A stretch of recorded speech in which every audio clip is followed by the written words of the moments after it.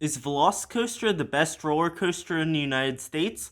Not even close. Is it the best roller coaster in Florida? No. Is it the best roller coaster at Islands of Adventure and Universal Studios combined?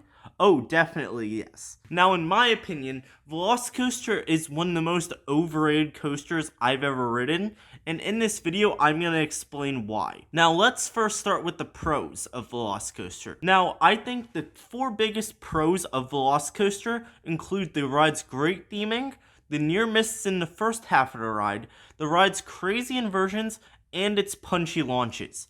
Now, starting with the theming, from the moment you enter the station, the theming is incredibly well done.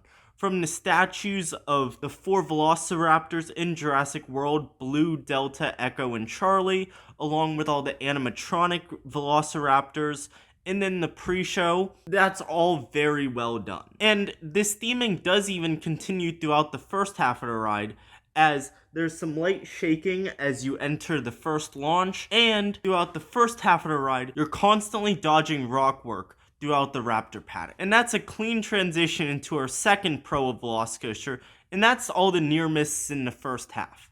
Now, these near misses are easily best experienced in the front row, as you can truly appreciate how close you get to all the rock work. But from my experience riding in the front row, which is in my opinion the best seat on VelociCoaster, the near misses are truly incredible, as you get very close to the rock work, and it's almost scary considering how close you get to all this rock work. Now, moving on, the other biggest pros of VelociCoaster include the crazy inversions, which include an Immelman, a dive loop, a zero-G stall, and the Heartland roll, also referred to as the Mosasaurus roll. Now, what makes all of these inversions incredible is that all 4 of them deliver great airtime. Now, I will admit, the airtime's not super strong on the Immelman dive loop and zero-G stall, though the airtime's still solid. But the airtime on the Mosasaurus roll is definitely a pinch stronger than on those other 3 inversions.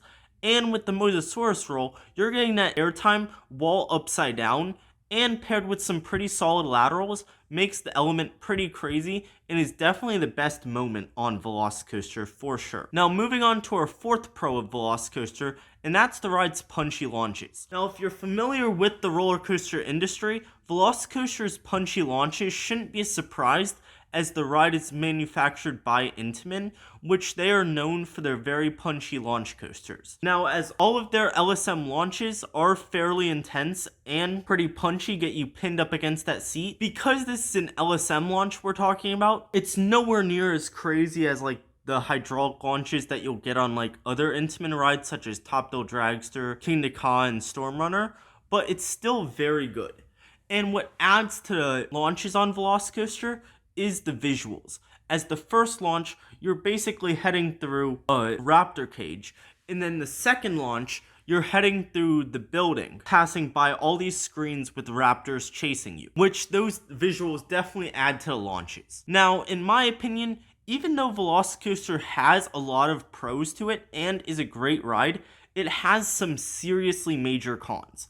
For one, the airtime is nowhere near as strong as I was expecting. Now, for some personal background, before riding VelociCoaster early this year in 2023, I'd ridden Iron Gwazi at Busch Gardens Tampa several times beforehand, and going into VelociCoaster, I was expecting a similar level of airtime and laterals to what that ride delivers. And if you haven't ridden Iron Gwazi yet, that ride delivers insanely strong airtime and abrupt laterals that constantly throw you around like a freaking ragdoll. And VelociCoaster, though it delivers decent airtime and laterals, it is nowhere near as strong as anything that Iron Gwazi and a bunch of other RMCs deliver. And even other Intamins for that matter, as Hagrid's Motorbike Adventure in the same park actually delivers stronger laterals than VelociCoaster.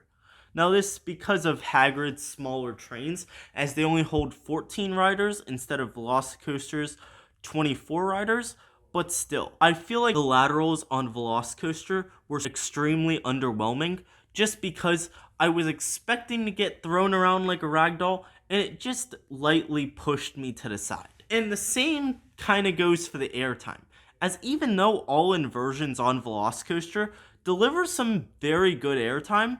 It's nowhere near as strong as other Intamin coasters, and especially other RMC creations, like Iron Gwazi. I swear, Iron Gwazi delivers some extremely strong airtime, and I was expecting similarly strong airtime out of VelociCoaster, which I only got strong floater / weak ejector.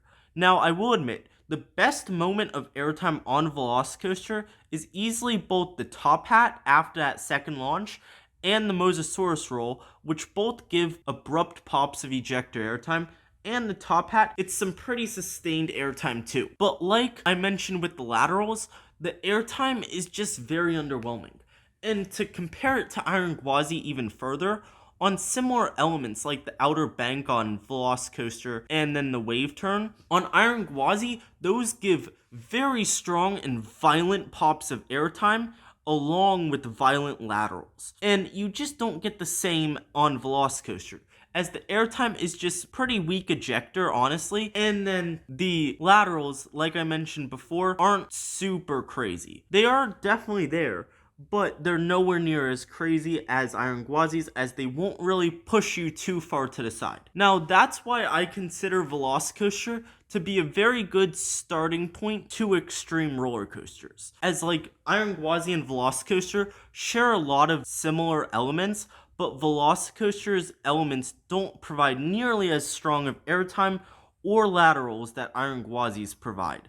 So making it a very good starter ride, because the airtime is only strong floater and the laterals don't throw you around nearly as wildly as they do on Iron Gwazi. So that's why I would consider VelociCoaster a good starting ride for those more intense rides. Even despite VelociCoaster not having super strong airtime and also not having super strong laterals, the theming combined with like the inversions and just the overall experience make it a very good ride, and it's easily, for me, probably my third favorite coaster in Florida, and probably like my fourth or fifth favorite coaster in the United States personally. But I just can't rank it any higher just because it doesn't have super strong airtime and laterals, though the inversions, theming, pacing, and launches are all simply incredible.